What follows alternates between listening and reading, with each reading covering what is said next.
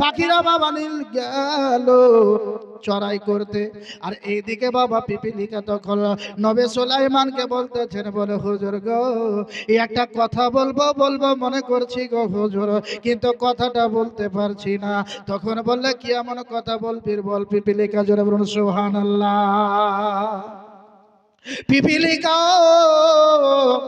তখন বলল, হুজুর গো আপনি এখানে এসেছেন, আমার রাজ্যে এসেছেন, আর আসার পরে আপনি খালি মুখে চলে যাবেন, কিন্তু এটা আমাকে ভালো লাগছে না গো হুজুর। আমি আপনাকে দাওয়াত করলাম, জোরে বলুন সুবহানাল্লাহ। পিপিলিকা তখন বলতেছে, তাহলে দাওয়াত করলাম। নবী সুলাইমান তখন বলল, বলে পিপিলিকা তুই যে আমাকে দাওয়াত করছিস ঠিক আছে, কিন্তু আমাকে একাই দাওয়াত করছিস না আর কাউকে দাওয়াত করছিস? তখন বলল, হুজুর গো আপনার সাথে যতগুলো মানুষ এসেছে গো হুজুর সবারই দাওয়াত রইল, জোরে বলুন সুবহানাল্লাহ। তো নবী সুলাইমান এবার মিচকে মিচকে হাসতে আরম্ভ করেছে রে বাবা। বলে হাই রে খোদার মাখলুক, আমার সাথে এক নয় দুই নয় 20,000 সৈন্য রয়েছে। বল পিপিলিকা বল এই 20,000 সৈন্যকে তুই কি খেতে দিতে পারবে? নবী সুলাইমানকে পিপিলিকা যেন বলতেছেন, বলে হুজুর এর রুজির মালিক তো আল্লাহ, আমি রুজি দিয়ে কাউকে পেট ভরাতে পারবো না। আল্লাহ রাব্বুল আলামিন কোরআনের ভাষায় বলেছে বাবা, আল্লাহু খায়রুর রাযিকিন। আল্লাহ বলেন আমি উত্তম রিজিকের মালিক, জোরে বলুন সুবহানাল্লাহ। রুজির মালিকের বাবা আল্লাহ, কিন্তু আল্লাহ পাক রব্বুল আলামিন কে সাক্ষী রেখে পিপিলিকার কত বাবা ভরসা। বলে হুজুর গো রুজির মালিক আমি নাই, রুজির মালিক আল্লাহ, জোরে বলুন সুবহানাল্লাহ। একটা পিপিলিকার মধ্যে যদি এই রকমের ধ্যান ধারণা থাকে রে বাবা, কিন্তু আজকে মানুষ হইয়া আজকে 18,000 মাখলুকাতের মধ্যে বাবা স্রষ্টা আমরা নাকি বলে, আজকে স্রষ্টা হওয়ার পরে রে বাবা আজ পর্যন্ত ওই রকমের পিপিলিকার মতো ধ্যান ধারণা করতে পারলাম না। তাই বাবারা আবার বাবনের আগো পিপিলিকা তখন কি খাওয়া দাওয়া করাবে? বলা হয়েছে তাফসীর কারকেরা বলে ওই নবী সুলাইমানের জন্য বড় আকারের একটা টিডি ভাজা করেছে। এমন ভাবে বাবা ওদের ব্যাপারে যেভাবে বাবা রান্না করতে হয় রান্না করলো, আর রান্না করার পরে বাবা সেখানে তো থালির কোনো ব্যবস্থা নাই, না আছে?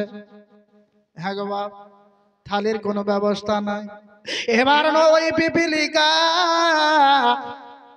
একটা বাবা কাগজ পেল, কোন কোন জীবনে কারো কারো লেগেছে কাগজ নাই, সেটা হলো কেউ বলে পাতা।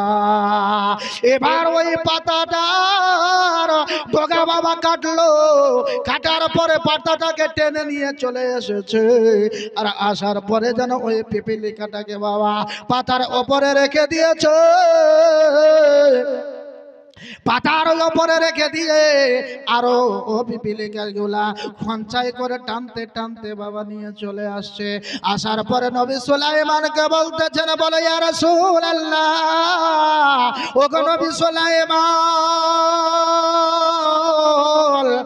আপনি আল্লাহর নাম বলে খেতে আরম্ভ করুন, জোরে বলুন সুবহানাল্লাহ।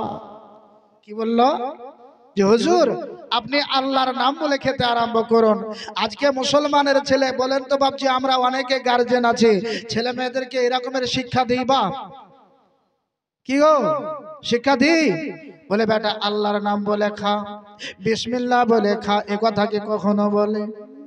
কিন্তু বাবারা আবার মা বোনেরা গো শুনে রেখে দেন বাবা, কিন্তু ছোট বাচ্চা ছেলেরা যদি গালি দেয়, যদি দাদুকে একবার শালা বলে, আমরা বেটা পুত বাবা হাত তালি দিয়ে বলে দেখো তোমাকে ঠিকই করেছে নাকি?